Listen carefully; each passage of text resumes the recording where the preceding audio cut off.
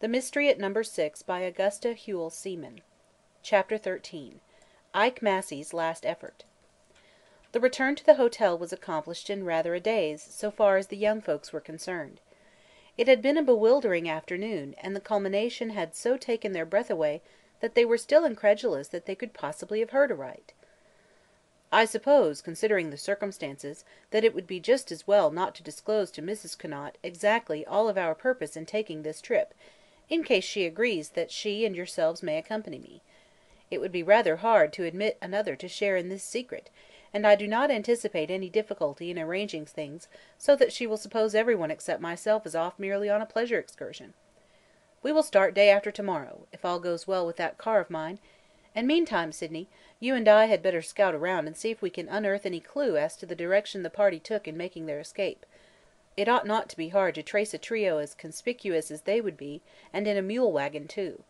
If it had been a car, now, the matter would be far more difficult. I would advise that you bring those papers she confided to you along with us.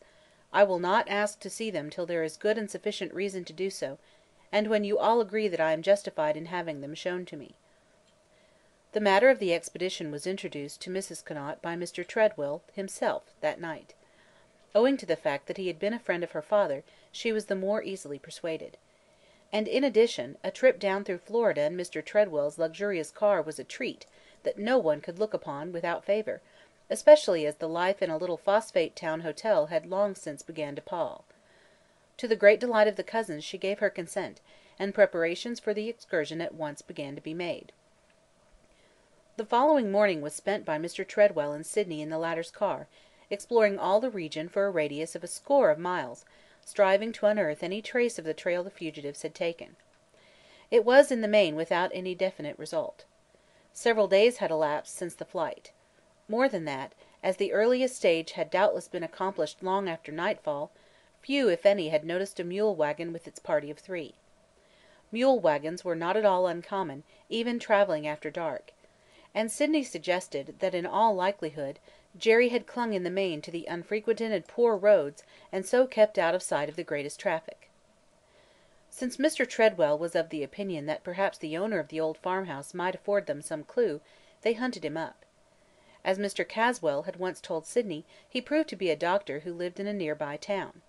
He acknowledged that the land around the pool and the old farmhouse belonged to him, and that he had rented it to Jerry, who had given his name as Mr. Simpson, had been paid a month's rent in advance, and had heard nothing more of his tenants. He was surprised beyond measure to be told they had gone. He knew nothing about who they were or where they had come from. He admitted that the old house was very dilapidated, and that he had not expected to let it at all, but was contemplating having it torn down, when Jerry applied to rent it and establish his family there, and, as he did not seem to object to its condition or require it to be repaired, the doctor was only too glad to be able to rent it so easily. There was no useful information to be gained in that direction, and the two turned their attention to another. They drove out to Number 6 and examined critically every trail that led from the old farmhouse, hoping to see, perhaps, the mule tracks or wagon ruts left by the cart. But a heavy rain the night before had washed away every trace of recent make, and left them as much at sea as before. At this point, Sydney and Mr. Tredwell sat down on the edge of the dilapidated veranda to think it out. "We might as well boil it down to the 2 or 3 final possibilities," decided Mr. Tredwell. "After all, whatever route he may have taken from here, Jerry's destination was the Everglades. It's only a question of what point he planned to enter at. Let's reduce the thing to its smallest number of possibilities. We're over near the west coast. He would hardly, then, plan to take the long trip over to the east coast and enter by the routes in it from there. The quickest and safest for him would of course be the nearest. Granted, then, that he decides for the west entrances, if he pursued the usual course, Fort Myers, the Caloosahatchee River, and so on, he would undoubtedly realize that he could easily be traced. He would try for a course further in. He might even get over to the Kissimmee River, abandon his mule cart, and go down the river by boat or canoe, through Lake Okeechobee in the same way, and so strike into the glades from the north. Perhaps, looking at it from all sides, that is what he would be most likely to do. It would be the safest from observation. In any case, his progress is sure to be slow, unless he abandoned everything and took a train, say to Moorhaven on the lake. But this I'm certain he would not do. Our best bet, therefore, is to get down, as speedily as possible, to Lake Okeechobee, and see if we can head him off there. His travelling will necessarily be very slow. In all likelihood, too, he will have to stop and get supplies at the southern end of the lake before he enters the glades. There's where we'll catch him. I propose, then, that we run over to the east coast and down as far as Palm Beach, striking in from there to the lower end of the lake." "But isn't that going a long way around?" questioned Sydney. "There's an old saying, 'The longest way round is the shortest way home,'" laughed Mr. Tredwell. "It applies particularly in this case, because the roads are better on that side and we can make quicker progress. Jerry, I figure, is ambling slowly down the Kissimmee River and keeping as much as possible out of sight. It will take him, at the very least, a week to reach the southern end of the lake, probably longer. If we push it, then, we'll be liable to reach the place long before him and welcome him when he gets there. I have ordered the car to be ready at 8 o'clock sharp tomorrow morning, and we ought to reach Melbourne, on the east coast, long before dark. By the next night we will easily have reached Palm Beach and can strike in from there, and then—" At this point Mr. Tredwell was interrupted by a curious thing, the sound of a match struck within the old house on whose veranda they were sitting.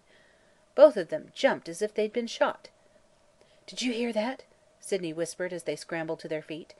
But they were not quick enough to get inside before a figure appeared in the doorway. It was Ike Massey, slouching nonchalantly against the doorpost, lighting his ill-smelling corncob pipe. "Mornin'," he offered, grinning at their very patent astonishment and consternation. "Hope I didn't disturb you. Didn't expect to find no one here at this hour of the day."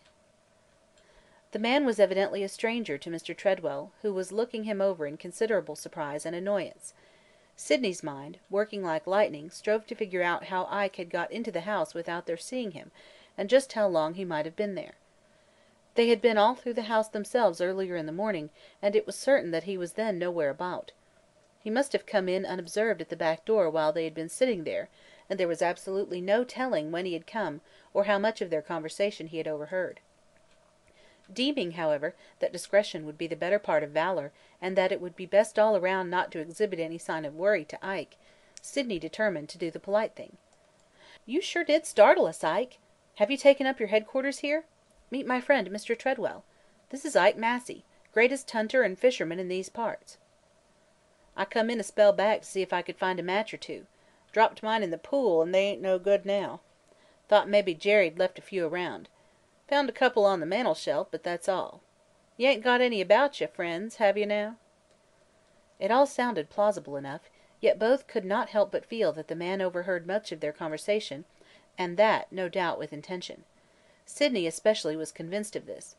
Mr. Tredwell, however, handed Ike a box of safety matches and bade him keep them, as he had another about him. Thank ye," said Ike, lowering his slouchy bulk to a seat beside them on the veranda edge. It was evident that he planned to spend the rest of the morning with them if so allowed. "Got a couple o' lines set out down to the pool, but the bitin's been kind o' poor this morning. Funny how some days you can't pull 'em in fast enough, and others you could sit from morning till night without a nibble, and as fur as you can see the 2 days is exactly alike." But Mr. Tredwell and Sydney were in no mood to discuss the possibilities of fishing at that time, and made a move for departure. "Well, I guess it's about time we were getting back," remarked Sydney, as he and Mr. Tredwell lowered themselves from the veranda, preparatory to leaving the scene. "Hope luck'll change before the day's out, Ike. So long." But Ike was not easily to be defrauded of his desired bit of gossip. He shifted his pipe and laid a detaining hand on Sydney's arm. "What you up to, anyway?" he demanded in a stage whisper. "You two on the track of that Jerry, all right, ain't you? Found out what he done? I couldn't help hearin' a bit o' what you were talkin' of while in there fussin' around." The barefaced acknowledgment of his eavesdropping exasperated Sydney, and he lost his temper with Ike at last. "It's none o' your business, Ike, what we want with Jerry. You've been trying to poke into this affair long enough. Now quit it! And kindly don't mention the matter to me again." The retort was a mistake, as he was soon to discover. Ike did not get mad; that was not his method. He only slouched down a little farther on his backbone and leered up with an unpleasant grin. "Gettin' kind o' cocky, ain't you? Strikes me I remember an evening not so long ago that you was glad enough to fill me up chock-a-block with ice cream for the sole purpose of gettin' me to tell all I knew about this here Jerry. Now wasn't that so?" The retort almost bowled Sydney over with surprise. He had not dreamed that Ike had fathomed his purpose at that time. Evidently the man was cleverer than he had given him credit for being. Before he could reply, Ike had another facer for him. "And then, seems to me I remember another night when you hit my trail out to Number 3, after stalkin' me at the café, and pumped me some more. Pumped me dry that time, I reckon you figgered. Anyhow, I noticed since then you ain't had much use for me. Oh, I know you reckoned I was that dumb I didn't get onto your scheme, but you better begin to give Ike Massey credit for seein' and hearin' and thinkin' a deal more'n he looks capable of. Now, if I was to tell you that I knew quite a bit more about Jerry than I've let on, mebbe you'd come down off your high horse and—" But at this point Mr. Tredwell pushed Sydney unceremoniously out of the way and faced Ike. "I'm the only one to settle with about Jerry," he announced. "Jerry concerns me more than anyone else at present, Ike, so if you have anything interesting to say, kindly pour into my ear." There was something slightly withering in Mr. Tredwell's direct, steel blue glance. When he turned it upon you, you either told the truth, or you turned precipitately and fled. Ike decided on the latter course. "Hold on a moment!" cried Mr. Tredwell, laying a detaining hand on him as he turned on his heel to slink off. "You haven't answered my question yet. What do you know about Jerry that you haven't already disclosed? The truth! Now!" Ike turned back with a somewhat sickly grin. He glanced just once into Mr. Tredwell's cold, keen blue eyes and then dropped his own and kept them down. "You took me up kind of quick on that, boss," he stammered, shuffling his feet. "To tell the truth, I was just sort of joshin' Sydney here. I didn't exactly say I knew anything more about Jerry, if you recollect. I only said suppose I knew. I just thought—" Mr. Tredwell gripped his shoulder and looked him straight in the eye. "Well, let me tell you something, my man. A few nights ago I was out driving quite late with Mr. Bostwick, who runs the hotel. We were out on that wild stretch south of Fort Meade. Pretty deserted around there. We heard 2 or 3 shots from a gun, and a little while later we saw someone sneaking away with a brace of wild ducks under his arm. He didn't see us, for we'd stopped the car under an overhanging tree and we were completely screened from view. I wouldn't have known the man from Adam, but my host, Mr. Bostwick, told me that it was someone by the name of Ike Massey, and if it were known that he was shooting out of season, he'd be fined and perhaps imprisoned for breaking the game laws. But he said Ike was a good-natured soul, and he, for one, wouldn't want to inform the authorities about the matter. Now, Mr. Ike Massey, I want your promise here and now that you will neither bother us any further about this matter of Jerry, nor will you open your mouth to anyone else to do any further gossiping about him, or his affairs. I shall know if you do.